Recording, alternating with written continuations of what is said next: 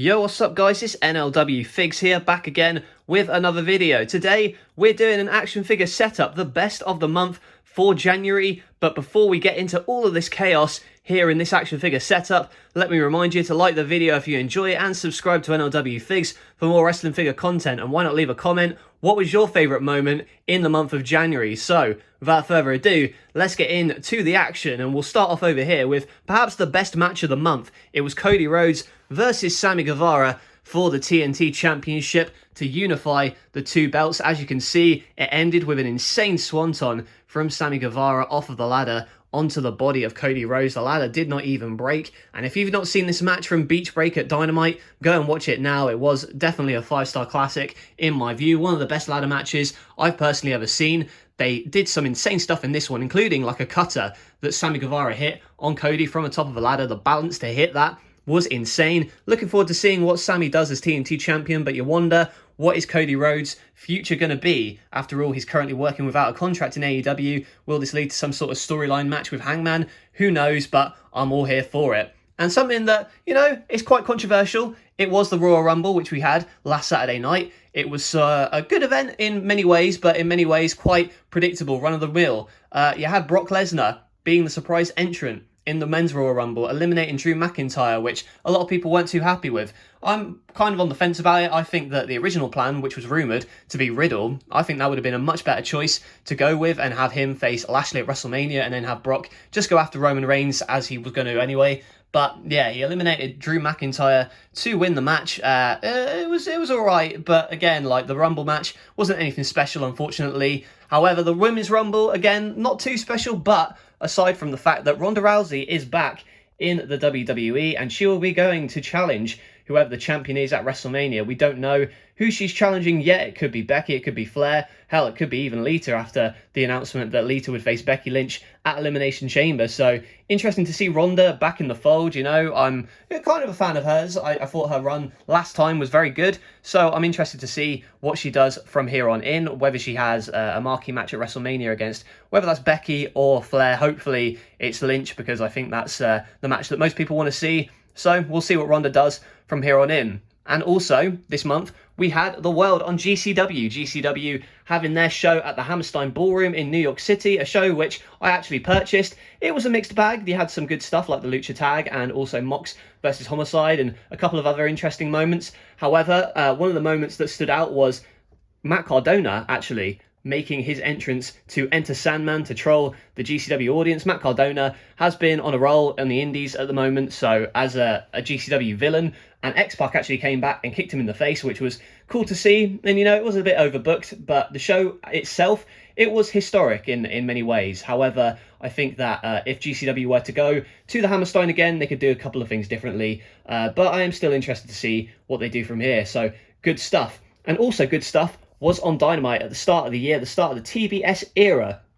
You had Hangman Adam Page beat Bryan Danielson decisively to retain the AEW Championship in another fantastic match. This one didn't go the full hour, but it didn't need to. It was a very, very good technical matchup. However, there is also lurking for Hangman the threat of a new challenger. Here he is, Lance Archer, the Murder Hawk Monster. He is back after being injured back in November, and now he wants to go after Hangman Page, and it looks like in 2 weeks' time there's going to be a Texas death match, so can't wait to see what happens in that one. You got to believe that Hangman's going to retain and possibly go on to face Adam Cole at Revolution. I don't know at the moment, you know, it's unpredictable, and that's what I like in my wrestling. And what I also like in my wrestling is hard-hitting action, and that is exactly what we had at Wrestle Kingdom when Okada beat Shingo to become the new IWGP Heavyweight Champion and then defeated Will Ospreay on night 2 in another cracking outing to retain that championship. So, you know, New Japan, it's kind of fallen off the radar a little bit, but hopefully they get back on track a little bit now in 2022, that the pandemic's kind of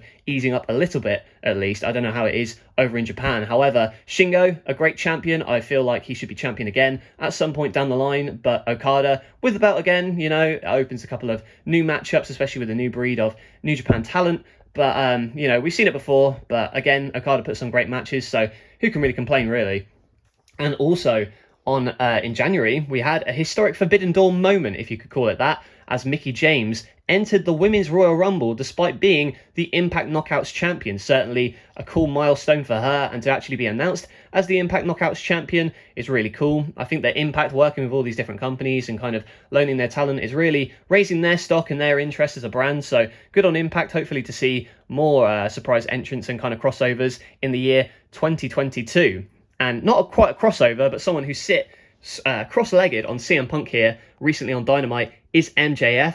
He and CM Punk have been warring recently. Punk has tried to insist that MJF loses all of his matches so he does not get an AEW World Championship match, but their eventual blow-off match, which is scheduled to be in Chicago on Dynamite, should be a good one. Hopefully they do another one at Revolution as well. But I'm telling you what, there's another man quite interested in this, and that is the War Dog himself, Wardlow, who at the moment has been docked his pay by MJF, and it'll be interesting to see when Wardlow turns on MJF officially, because at the moment he's been tested, I must say. And CM Punk and MJF, a great feud in January, and I'll tell you what, January, another great feud, saw Seth Rollins and Roman Reigns go at it at the Royal Rumble. Seth Rollins coming out in his Shield attire at the Royal Rumble, and at the end it was a little bit of a flat finish, but it did what it needed to do in terms of storyline. So you had Roman Reigns hitting Seth Rollins with a chair, getting DQ'd, and I think that's his first official loss in like over a year, well over a year. So interesting development there, and I'm just hoping that Seth Rollins continues this momentum and maybe is inserted into a world title match at WrestleMania, because I think the guy deserves it. He's one of my favourite wrestlers out there. So yeah, a solid match, even if it was a bit of a flat ending. And I'll tell you what, another kind of a flat ending, but not really. Bobby Lashley, once again, the WWE champion. He is the champion again after beating Brock Lesnar at the Royal Rumble. Now the question is, who does he face at WrestleMania? You know, you've got the Elimination Chamber coming up in Saudi. So who wins that one? Who comes out on top? I don't know. Maybe it'll be Lesnar again. I'm not too sure about that one. But you do have Bobby Lashley as a dominant champion. I don't know who I'd want him to face. Maybe Riddle can go after Bobby Lashley at WrestleMania, as was the original plan. So yeah, interesting to see. I'm a fan of Bobby Lashley, so him with the championship again, not necessarily my cup of tea, but not something that I'm gonna complain about. I think he's a good champion in terms of his look and believability. So yeah, whoever beats Lashley for that championship, hopefully they get a rub off of it.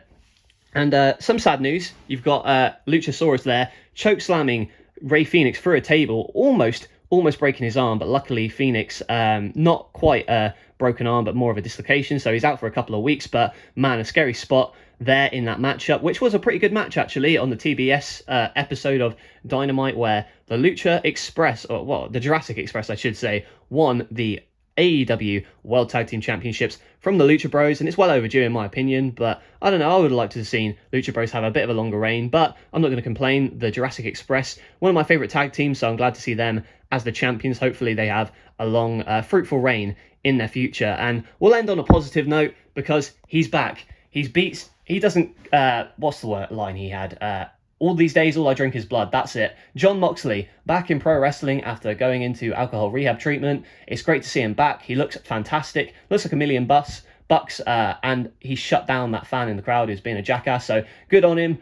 Yeah, Moxley back in wrestling. Had a couple of cool matches recently on Rampage. And what he does from here looks like he's going into a feud with Bryan Danielson, which is good to see. And he also looked good in his match at GCW's event in Hammerstein against Homicide. So yeah, looking forward to seeing what Mox does on the indies as well as AEW moving forward. It's great to see him back. Yeah, if you've got your demons, kick them. That's what he says. And yeah, good on Mox for coming back, and in such a healthy way as well. So that is it for the month of January. What did you think of the video? Let me know in the comments below, and also by liking the video. If you liked what you saw, make sure you subscribe to NLW Figs for more wrestling figure content. That is it from me today. Thank you all for watching, and I'll catch you guys later.